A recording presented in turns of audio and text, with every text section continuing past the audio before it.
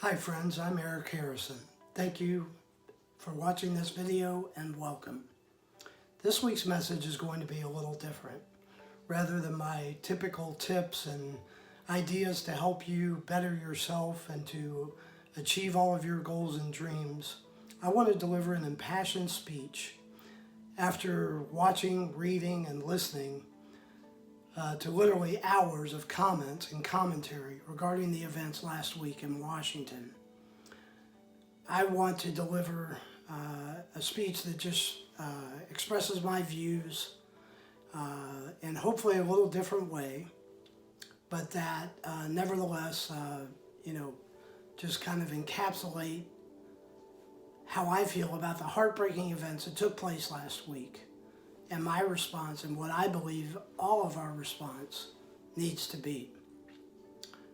Now, please indulge me, because at the end of the speech, my hope is that I'm going to not only give you some inspiration, but I'm going to give you some clear ideas on how to bring healing and unity to your corner of the world. And I'm also going to give you hope for the future.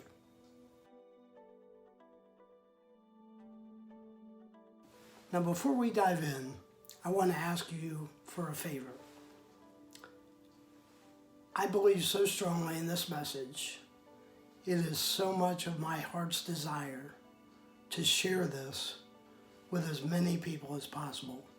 So I'm asking you, please, if you get value from this video, if you agree with anything I say, if you think others should hear it as much as I do, would you please share this video with your friends, your coworkers, whatever groups you're involved in? My hope and my prayer is that this message will be seen by thousands of people that have never met me before, but that need to hear this message as much as you do, and that if enough of us will hear it and apply it, we can and we will, in a very short time, change the world. Yes, I believe it is that powerful. I hope you agree. So now, quickly, before we jump in, I want to invite you to check out my video from last week, if you haven't seen it yet, where I talk about your mindset. Because I believe to properly apply what I am encouraging you to do today, that your mindset will be the greatest asset to help you do so.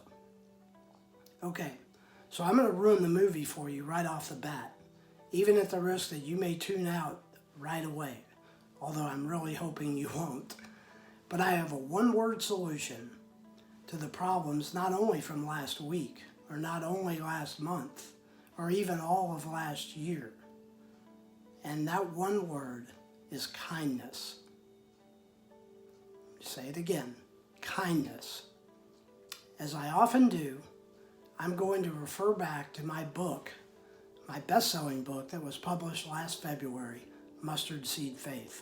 Before any of the divisive and ugly events that took place in 2020, I took a stand to say that instead of focusing on our differences, we have to focus on our similarities, because we are all much more similar than we are different.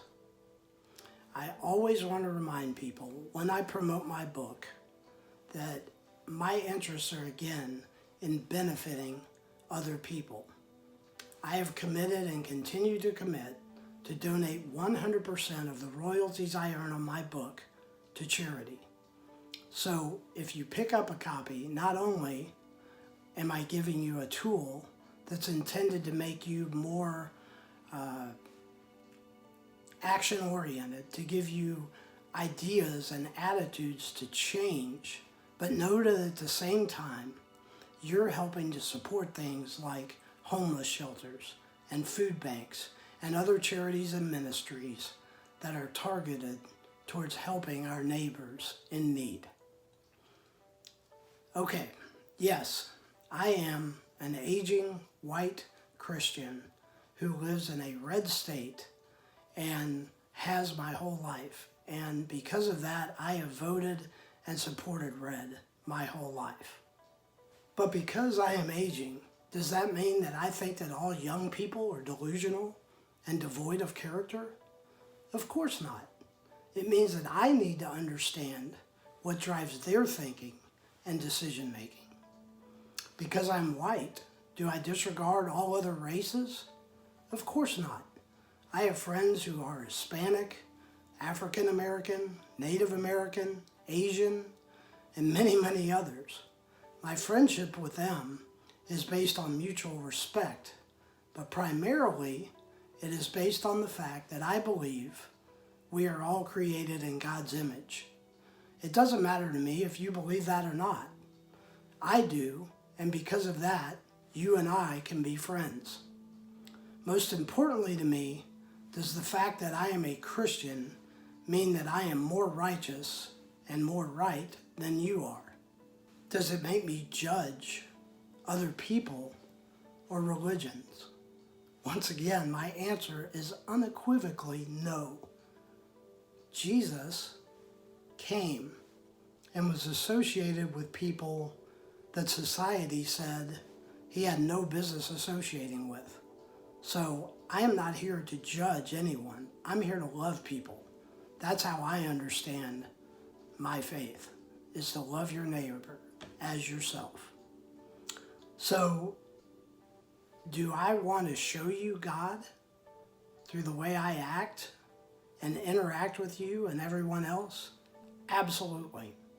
I'd much rather show you what it means to be a follower of Christ than to preach to you and tell you all the reasons why you need to repent. That's just how I'm wired. It comes from a heart of love for all people. And by the way, yes, I have many friends that are Buddhist, Hindus, Muslims, Jews, and of course, atheists. But I would much rather learn about why you believe what you believe than I had to tell you why I believe I'm right and you're wrong. No matter what you believe, we can still be friends.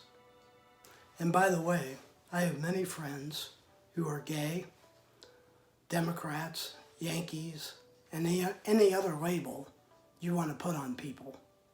Why do I have such a diverse group of friends, colleagues, former employees over many, many years?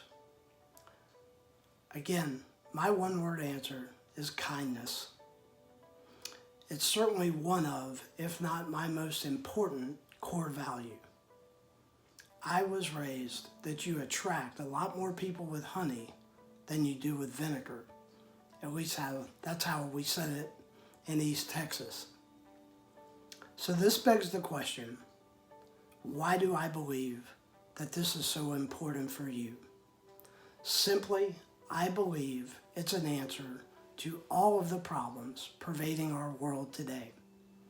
It may not be the answer, but I certainly believe it will put us on the path to finding an answer.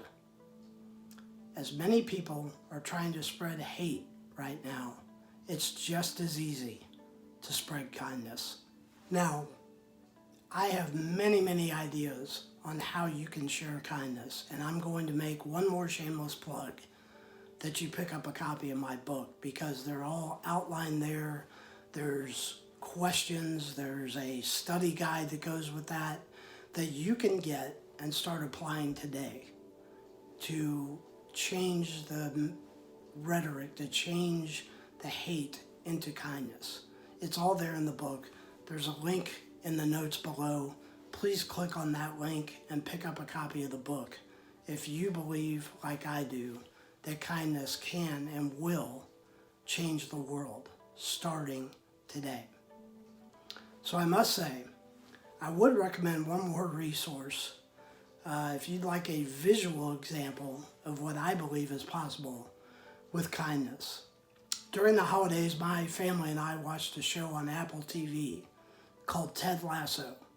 If you've seen it, you know exactly what I'm talking about.